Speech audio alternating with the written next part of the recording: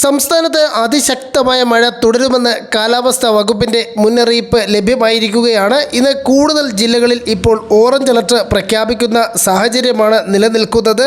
മത്സ്യബന്ധനത്തിന് നിരോധനം ഏർപ്പെടുത്തിയ വാർത്തയും ലഭ്യമായിട്ടുണ്ട്. ഡീറ്റെയിൽ ആയി വിവരങ്ങൾ നോക്കാം. എല്ലാ ദിവസവും അപ്ഡേറ്റുകൾക്ക് നിങ്ങൾ ഇതുവരെയും ചാനൽ സബ്സ്ക്രൈബ് ചെയ്തിട്ടില്ലെങ്കിൽ ഇപ്പോൾ തന്നെ സബ്സ്ക്രൈബ് ചെയ്ത് ഓൾ എന്ന ബെൽ ഓപ്ഷൻ കൂടി എനേബിൾ ചെയ്യുക.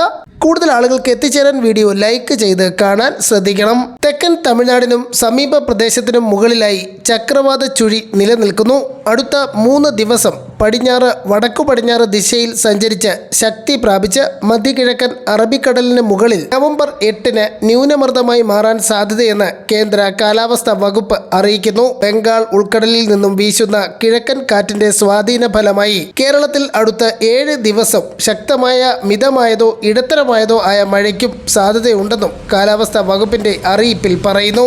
നവംബർ 5 മുതൽ 8 വരെയാണ് കൂടുതൽ ശക്തമായ മഴ ലഭിക്കാൻ സാധ്യതയുള്ളത്. ഇന്ന് കേരള, കർണാടക, ലക്ഷദ്വീപ് തീരങ്ങളിൽ മത്സ്യബന്ധനത്തിന് പോകാൻ പാടില്ലെന്നും കാലാവസ്ഥാ വകുപ്പ് അറിയിച്ചിട്ടുണ്ട്.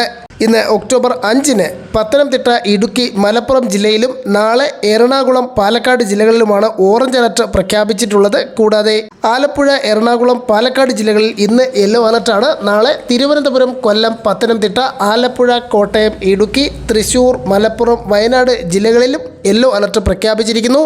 ശക്തമായ മഴയാണ് പല പ്രദേശങ്ങളിൽ ലഭിച്ചത്. ഇന്നും വരും മണിക്കൂറുകളിൽ കൂടുതൽ ജില്ലകളിൽ മഴയ്ക്ക് സാധ്യതയുണ്ട്. ശക്തമായ മഴയ്ക്ക് സാധ്യതയുള്ളതിനാൽ എല്ലാവരും ജാഗ്രത പാലിക്കണം. ഇടിമിന്നൽ ജാഗ്രതാ നിർദ്ദേശവും പുറപ്പെടുവിച്ചിട്ടുണ്ട്.